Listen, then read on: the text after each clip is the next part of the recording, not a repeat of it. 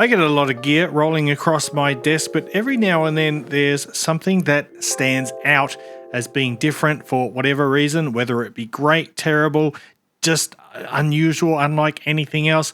Well, in this video, I'm looking at the Luxsin X9 all-in-one DAC, headphone amplifier, and preamp. Let's get it.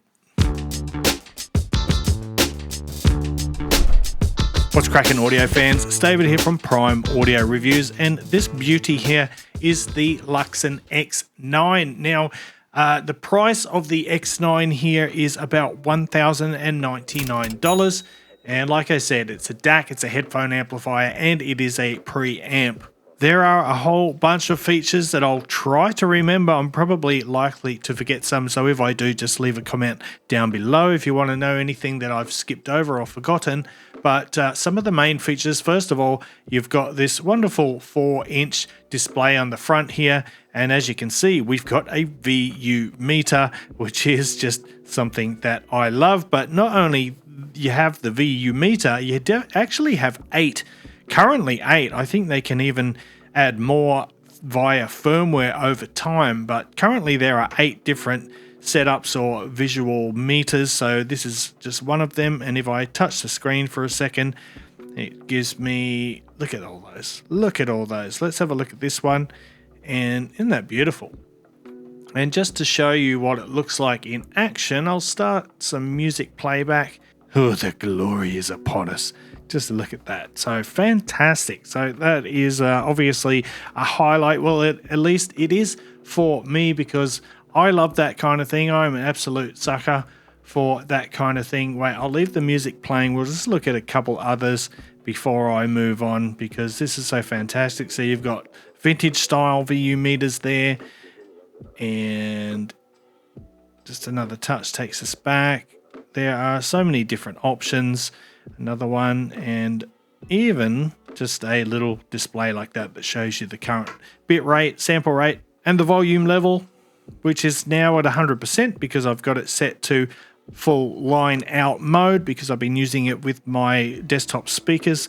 There is another interesting feature that I'll show you right now. If you plug in some headphones, which I'll grab from over there, if you plug in some headphones while the line out is selected, it automatically switches over to the headphone amplifier. And not only that, it also has a feature where it automatically detects the impedance of your headphones or IEMs and adjusts the gain automatically. You can disable that feature if you're a full control freak, but personally I really like this feature. Check this out. So when I plug them in, there you go. It tells me that these headphones, which are the FIO JT7 planar magnetic headphones, the impedance is about 16 ohms.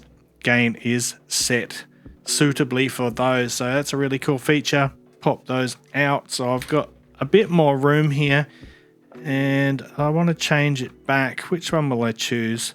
I kind of like that green one, but let's have a rainbow effect one, just so I can say I put some color into your day. So by the way, Luxsin is part of the Xidu group, and if you don't know Xidu, that's probably quite normal unless you're a real audio nerd. But Xidu, I think they also manufacture Eversolo products. Eversolo makes a lot of streaming devices and great high quality audio gear. Well, this is like a sister brand to Eversolo. But let's dive into some of the features. So at the heart of the X9 here is an AKM AK4191 EQ plus AK4499EX dual DAC chip solution. That is AK's current flagship solution, and it is proven to be very good. It's been in several other great products like the SMSL and topping DACs, for example. I think FIO's used it a couple of times. So of course it supports PCM up to 32-bit 768 kilohertz and native DSD 512.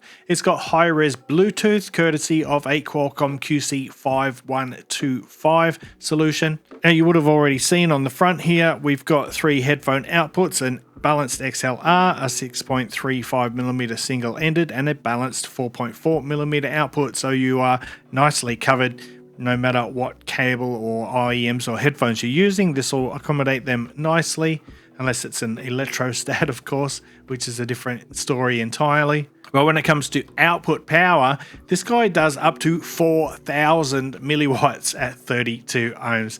So that makes it powerful enough for pretty much any headphones you can pair with it. Now, I already showed you that intelligent impedance detection system. I love that. But that makes it really easy to dial in the optimum performance without any guesswork. And so far for me, it has handled everything from hard to drive headphones to sensitive IEMs flawlessly. I'll say now before I forget, I did test this with some very sensitive in-ear monitors, and thankfully the background noise is inaudible to me, so you get a nice black silent background, which is wonderful. There are 3 gain modes, of course: low, medium and high gain. And like I said, the device will automatically set the gain for you, but if you want to take full manual control, you can. Another interesting feature is the R2R volume control. So we've got ladder control volume, which is fantastic. It means you've got accuracy down to 0.1 dB.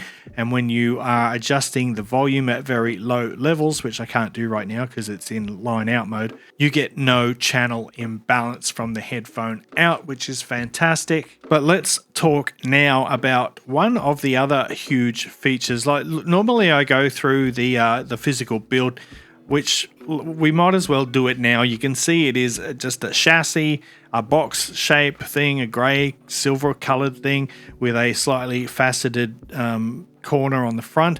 What is nice about this front display is it's slightly angled backwards, which makes it ideal, especially considering it has a touch screen.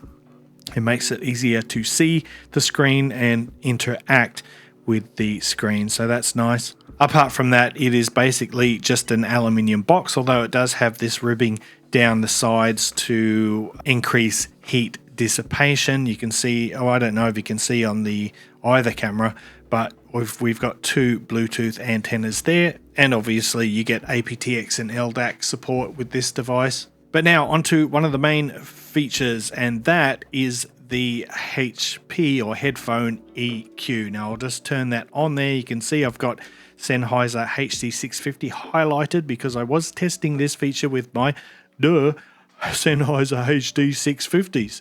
And basically what it's all about, this device, the Luxsin X9, comes with a companion app. I don't know if there's one for iPhone, but there definitely is one for Android, which is what I use. And within the app, you can do all this. You can control the whole thing and more. But one of the awesome things is that you can search for, like, they have a list of over 2,000, currently over 2,500 headphones in the device, in the firmware. So for example, if I type in Sennheiser like that and then go, I should get a list of all the different popular Sennheiser headphone and IEM models.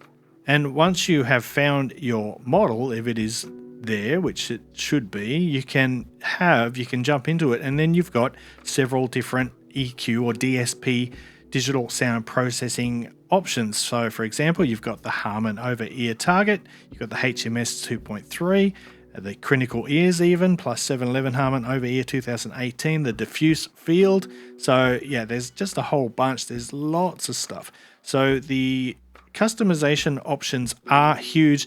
On top of that, I turn it off just to be put that out there. I like to listen to my stuff baseline or bypass on, if you will. So bypass on is pretty self-explanatory. It bypasses all the effect and DSP stuff and just gives you the raw flat output, which some people might find a little bit boring, and it's not as dynamic, but it certainly is transparent. Now, on top of all those headphone profiles, sound profiles, you can also jump into the effect menu here. You can adjust the stereo width, the style. So for example, your classic EQ, classical, dance, popular, live, pop, rock, etc. You can adjust the tones like the bass, the mid-range and the treble separately. You can adjust the loudness, and there is a subwoofer out, which is also a huge plus in my book because I love to use a subwoofer with my little bookshelf or desktop speakers, which cannot do good sub bass. But once the subwoofer is in the chain, then I'm in audio nirvana. So there's just so many customization options in terms of the sound profile. But of course, you can bypass that and just go neutral. Apart from that, you've got your VU meters or your spectrometer. Then you can select the source in the output port, and you've got some audio settings, so you can set the headphone gain there, the auto impedance detection, turn it on or off. You've got your digital filters and a whole bunch of other stuff. I'm not going to go through them all because that would just be silly and really boring. It obviously has Wi-Fi, so you can connect to your home Wi-Fi, and via that you can do OTA or over-the-air updates, etc. You can check your firmware version and do the system update, so that's really nice. Here is my device. I'm currently running on firmware version 1.0.0.20, which is the latest version. There is also a beta software or firmware that you can opt in to use. There are still more features that I have to go through. First of all, I did mention the subwoofer out.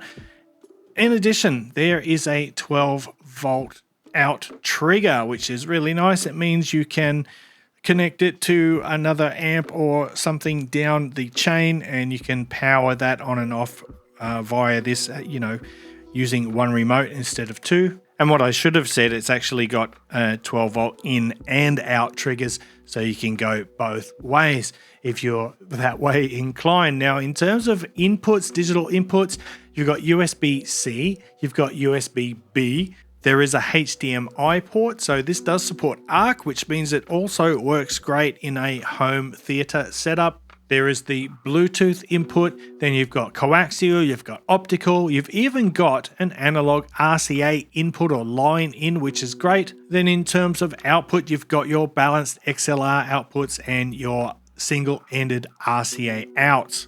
So it's really great in terms of connectivity, very versatile. Now, with all that said, finally it is time to talk about how the Luxsin X9 sounds, and you can probably tell from my level of excitement that it sounds very, very good, and you would hope so for $1,000. That is a fairly pricey item, but it's not all that bad really, considering it is an all-in-one unit. Your DACs, your headphone amplifier and preamp all in one. But when it comes to the sound signature, I would say it is nice and neutral and transparent. And that is, of course, in my preferred mode, which is just with the bypass on, which is, neutral and transparent. But of course, you can use the HP EQs, which, by the way, also affects the line output. So if you can use those tone controls for the line out, not only for the headphone output. And really, I tried this device with a whole bunch of different headphones, a whole bunch of different IEMs. I've actually been using this for well over a month now. It's been sitting pretty on my desk, and I've been enjoying it every single day. And I just love the way it sounds. It has a very spacious soundstage. It's not the most direct or upfront or bold sound, like compared to something like the DNA Alpha Pro. This one sounds a little more airier, a bit softer. That is, again, in its default mode. You can, remember, shape the sound in so many ways, but by default or in the bypass mode, it sounds a bit softer, a bit more transparent and uncolored than the DNA Alpha Pro. And the Alpha Pro just sounds a bit more punchy and dynamic, but of course, with that one, you cannot sculpt the sound like you can with this one. The staging is fantastic. You get a really wide sound stage, and it has fantastic imaging. So no matter what speakers or headphones or IEMs you're using, you're going to get pretty much one of the best sound stages that you'll hear for a device around that $1,000 mark and under. It's got loads and loads of output power, 4,000 milliwatts in balanced and Like I've said many times before, I really don't have any headphones that are that demanding in terms of power requirements. They are all pretty efficient. So things like my Sennheiser HD650s, the Luxsin X9 just laughs and carries on like it is not even breaking a sweat.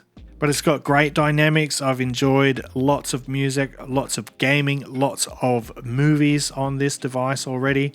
The bass quality is fantastic. It's got excellent control. It's got very good extension, so you get the lowest of the lows, but there's no exaggeration in the bass, so it is nice and tight and controlled, and with no bleeding into the mid-range or muddying up of the overall sound. It has a very detailed sound. It's fantastic at picking up those micro and macro details, and good for, picking up nuances in the music. And going back to the soundstage for a second, this thing also features a digital crossfeed, so you can make it sound like sort of natural speaker-like. Or in other words, you can adjust the soundstage depth and the width. But when a product has the kind of sound profile options that the Luxsin X9 does, it's kind of hard to nail down and describe exactly how it sounds, except in that one bypass mode, which is pretty hard to describe after you say it is neutral and transparent. It is uncolored. It just sounds very, very natural. Again, not the most dynamic in this form, but it is very honest, and that's something that I like because it shows the true character of whatever speakers, headphones, or IEMs that I am listening to. So is it as good as a separate component system? Well, yes and no. It depends, of course, which components we're talking about, and it depends also on how much money we're talking about. But I think for an all-in-one unit, there really isn't a lot, especially at least in my experience, there isn't really anything that I've heard that does sound better than the X9 at around that price point for an all-in-one. And personally, I am a huge fan of all-in-ones because desktop space is important to me, so I like to have one, just one piece of equipment on the desk, especially when it can accommodate all my different headphone or IEM cables and plugs. It handles my speakers as well. It handles my subwoofer as well. And I think that's where the Luxsin X9 really shines. It just does everything that I need, and it sounds fantastic. I don't really know what else to say except that if you've been on the fence about the X9 and not sure, I would recommend you to jump in the water and just grab it, because I absolutely adore this thing. It is so fun. I love having VU meters. That is something I'm a huge fan of, and once you've had them, it's hard to go back.